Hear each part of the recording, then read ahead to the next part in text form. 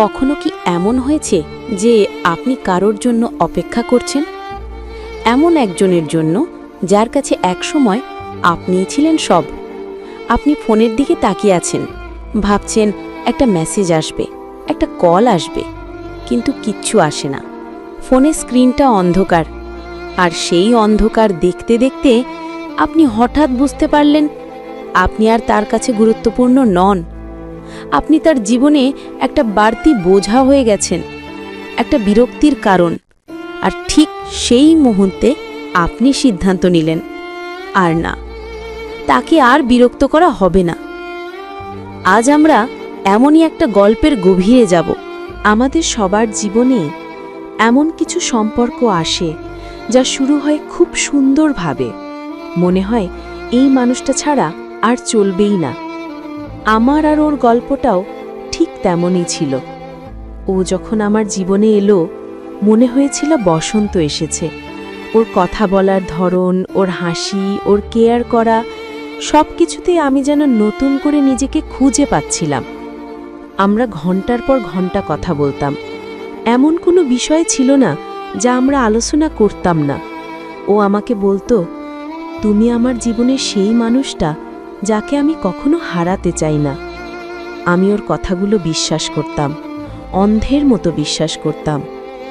আমাদের ছোট ছোট স্বপ্ন ছিল, একটা ছোট বাড়ি হবে, একসাথে বারান্দায় বসে চা খাবো, বৃষ্টিতে ভিজব। খুব সাধারণ স্বপ্ন, কিন্তু ওর সাথে বলেই হয়তো সেগুলো অসাধারণ ছিল। প্রথম 1 বছর সব কিছুই রূপকথার মতো ছিল। ও আমার খুব যত্ন নিত। আমার শরীর খারাপ হলে অস্থির হয়ে যেত।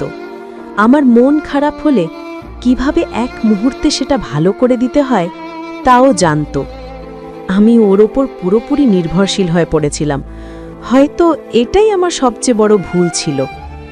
সমস্যার শুরুটা হলো ওর নতুন চাকরি পাওয়ার পর থেকে। আমি খুব খুশি হয়েছিলাম। আমি চেয়েছিলাম ও জীবনে অনেক বড় হোক, কিন্তু আমি বুঝতে পারিনি এই বড় হওয়ার পথে আমি কোথাও একটা হারিয়ে যাব। প্রথম ও খুব ব্যস্ততা দেখাতো, বলতো, আজ খুব কাজের চাপ, প্লিজ বোঝার চেষ্টা করো। আমি বুঝতাম, আমি সত্যিই বুঝতাম। আমি ভাবতাম, নতুন কাজ, একটু চাপ তো থাকবেই। আমি ওকে সময় দিতাম, আমি ওর জন্য অপেক্ষা করতাম। রাতে না খেয়ে বসে থাকতাম ও ফিরলে একসাথে খাবো বলে। ও ফিরত অনেক রাতে, কখনো খেয়ে ফিরত, কখনো এত ক্লান্ত থাকত যে না খেয়ে ঘুমিয়ে পড়ত। আমার একাকিত্ব বাড়তে শুরু করলো। যে মানুষটার সাথে দিনে 10 বার কথা না হলে চলতো না, তার সাথে এখন সারাদিনে একবারও ঠিকমতো কথা হয় না। আমি মেসেজ দিলে সিন করে রেখে দিত, অনেক পরে রিপ্লাই দিত, কে, বিজি। আমি অস্থির হয়ে উঠতাম। আমি ভাবতাম, আমার কোনো ভুল হলো? আমি কি ওকে কোনো কষ্ট দিয়েছি? আমি ওকে ফোন দিতাম, ও ফোন কেটে দিত, পরে মেসেজ করত, মিটিংয়ে আছি। একদিন আমার খুব শরীর খারাপ করলো, প্রচণ্ড জ্বর। আমি ওকে একটা মেসেজ করে রাখলাম। সারাদিন চলে গেল, ওর কোনো খোঁজ নেই। সন্ধ্যায়ও অনলাইন হলো, কিন্তু আমার মেসেজের কোনো রিপ্লাই দিল না। আমি দেখলাম ও অন্য একটা গ্রুপে বন্ধুদের সাথে হাসাহাসি করছে, জোকস শেয়ার করছে। আমার বুকটা ফেটে যাচ্ছিল। আমি ওকে কল দিলাম, ও রিসিভ করেই ধমকে উঠল, বললাম না ব্যস্ত আছি, কেন বারবার বিরক্ত করছো? বিরক্ত করছি? এই একটা শব্দ আমার মাথায় ঘুরপাক খেতে লাগলো। আমি কি সত্যি ওকে বিরক্ত করছি, যার কাছে আমার সামান্য সর্দি কাশিটাও একটা বিরক্তি? আমি সেদিন আর কিছু বলিনি, শুধু ফোনটা রেখে দিলাম। সারা রাত আমার ঘুম এলো না। আমি শুধু ভাবছিলাম, এই মানুষটা কি সেই মানুষ যে আমার সামান্য সর্দি কাশিতেও অস্থির হয়ে যেত? মানুষ কি এতটা বদলে যেতে পারে? পরের দিন ও এমনভাবে কথা বলল যেন কিছুই হয়নি। আমি ভাবলাম হয়তো সত্যি কাজের চাপে ছিল। আমি নিজেকে বোঝালাম, সম্পর্ক ধরে রাখতে গেলে একটু স্যাক্রিফাইস করতেই হয়। আমি আমার চেষ্টা চালিয়ে গেলাম। ওর পছন্দের খাবার রান্না করে ওর অফিসে পাঠিয়ে দিতাম। ও মেসেজ করত থ্যাঙ্কস। ওর জন্মদিনে আমি সারাদিন ধরে আয়োজন করলাম, ওর সব বন্ধুদের ডাকলাম, ওর পছন্দের কেক বানালাম। ও এলো সবার শেষে, এসেই বন্ধুদের সাথে আড্ডায় মেতে গেল। আমি কেক নিয়ে ওর পাশে দাঁড়িয়ে আছি, ও আমাকে একবারও দেখল না। সবাই যখন চলে গেল আমি ওকে বললাম, কেমন লাগলো সারপ্রাইজ? ও ল্যাপটপের দিকে তাকিয়েই বলল, ভালো, তবে এসব করার দরকার ছিল না, আমি এসবে আর বিশ্বাস করি না। আমার মনে হলো কেউ আমার গালে সজোরে একটা চড় মেরেছে। আমি বললাম, মানে? ও বলল, দেখো, আমরা এখন আর ছোট নেই, এই ন্যাকামিগুলো বাদ দাও, ক্যারিয়ারে ফোকাস করো। আমি স্তব্ধ হয়ে গেলাম। আমার ভালোবাসা, আমার যত্ন, এগুলো ওর কাছে ন্যাকামি? আমি তাও হাল ছাড়িনি। আমি ভাবতাম ও হয়তো কোনো কারণে চাপে আছে, সব ঠিক হয়ে যাবে। আমি ওর সাথে কথা বলার চেষ্টা করতাম, ও এড়িয়ে যেত। একসাথে কোথাও যেতে বললে বলতো, সময় নেই। একদিন আমি ওর ফোনটা হাতে নিয়েছিলাম কিছু একটা দেখার জন্য। হঠাৎ একটা মেসেজ এলো, অন্য একটা মেয়ের। নামটা আমি চিনতাম না। মেসেজে লেখা ছিল, কালকের রাতটা অসাধারণ ছিল, তোমার সাথে সময় কাটাতে আমার খুব ভালো লাগে। আমার হাত পা কাঁপতে শুরু করলো। আমি মেসেজটা ওপেন করলাম, দেখলাম শুধু কালকের রাত নয়, ওরা প্রায়ই দেখা করে, আমার থেকে লুকিয়ে। যে মানুষটা আমাকে বলতো সময় নেই, সে এই মেয়েটার সাথে ডিনারে যায়, লং ড্রাইভে যায়। আমি ওর সামনে ফোনটা রাখলাম। ও আমার দিকে তাকালো। ওর চোখে কোনো অপরাধ বোধ ছিল না, কোনো ভয় ছিল না। ও শান্তভাবে বলল, দেখে ফেলেছ যখন, তখন আর লুকানোর কিছু নেই। আমি কাঁপা গলায় বললাম, কেন? ও বলল, দেখো, তুমি খুব ভালো, কিন্তু তুমি বড্ড সেকেলে, তোমার ভাবনা চিন্তা খুব সাধারণ। আমার এখনকার স্টেটাসের সাথে তুমি ঠিক যাও না। ও আমার কলিগ, স্মার্ট, অ্যাম্বিশিয়াস, আমাদের বোঝাপড়াটা ভালো। আর আমার ভালোবাসা, আমার এতদিনের অপেক্ষা, সেগুলোর কোনো দাম নেই। আমি কেঁদে ফেলেছিলাম। আরে কাঁদছো কেন? বললাম তো তুমি ভালো, কিন্তু শুধু ভালো দিয়ে জীবন চলে না। প্লিজ ড্রামা করো না, আমি ক্লান্ত। আমার কান্নাকাটি, আমার কষ্ট, সব কিছুর কাছে ড্রামা মনে হলো। আমি সেদিন বুঝে গিয়েছিলাম এই সম্পর্কের আর কিছু বাকি নেই। আমি একটা মরা গাছকে জল দিয়ে যাচ্ছিলাম এতদিন।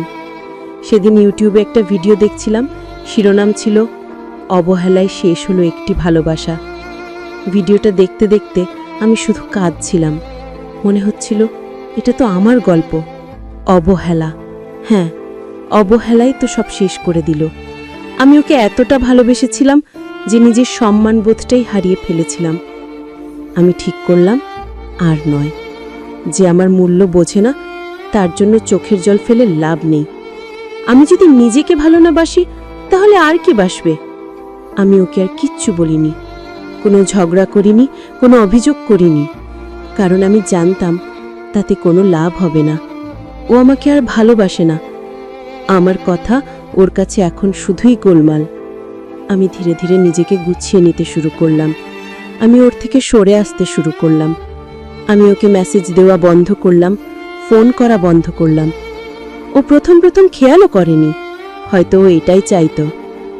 আমি আমার কাজে মন দিলাম, পুরনো বন্ধুদের সাথে আবার যোগাযোগ শুরু করলাম। যেই বইগুলো বহুদিন পড়া হয়নি, সেগুলো পড়তে শুরু করলাম। নিজের যত্ন নিতে শুরু করলাম। প্রথম প্রথম খুব কষ্ট হতো, বুকের ভেতরটা দুমড়ে মুচড়ে যেত, রাতে ঘুমোতে পারতাম না। কিন্তু আমি প্রতিজ্ঞা করেছিলাম আমি আর দুর্বল হব না। প্রায় 1 মাস পর ওর মেসেজ এলো, কেমন আছো? আমার বুকটা ধড়াস করে উঠল। আমি নিজেকে সামলে নিলাম।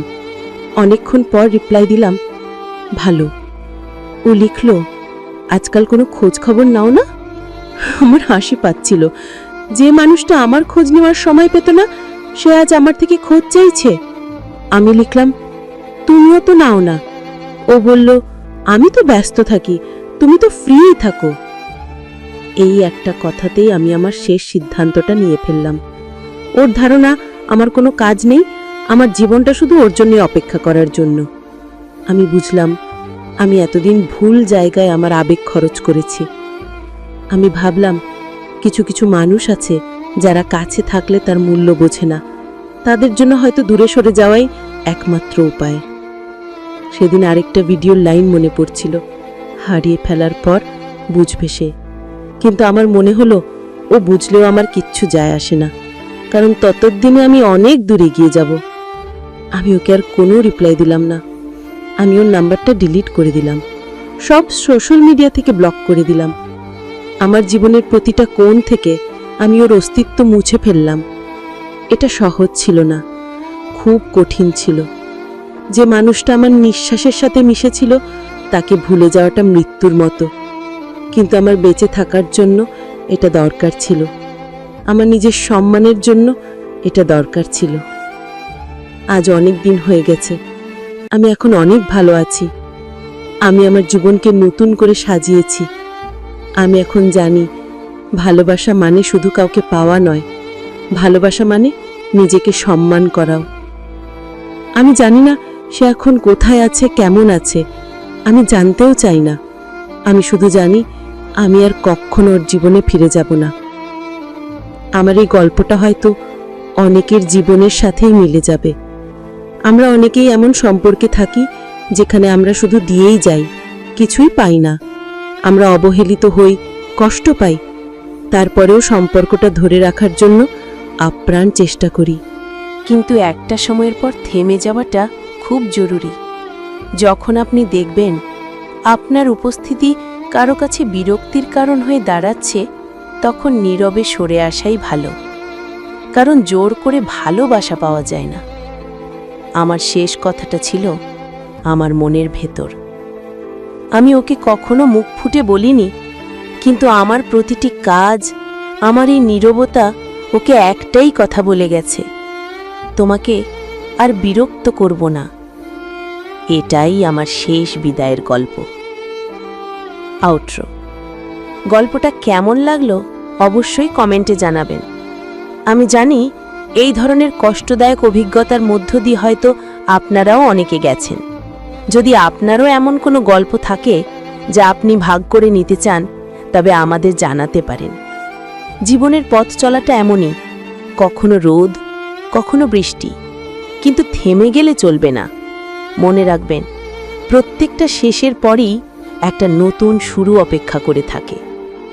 যদি আজকের গল্পটা আপনার মনের কোনো একটা তারে একটুও ছুঁয়ে গিয়ে থাকে, তাহলে প্লিজ একটা লাইক করে দেবেন। আর এই ধরনের আরও অনেক বাস্তব জীবনের, ভালোবাসার এবং না পাওয়ার গল্প শুনতে চাইলে আমাদের চ্যানেলকে সাবস্ক্রাইব করতে ভুলবেন না। সবাই ভালো থাকবেন আর নিজের যত্ন নেবেন।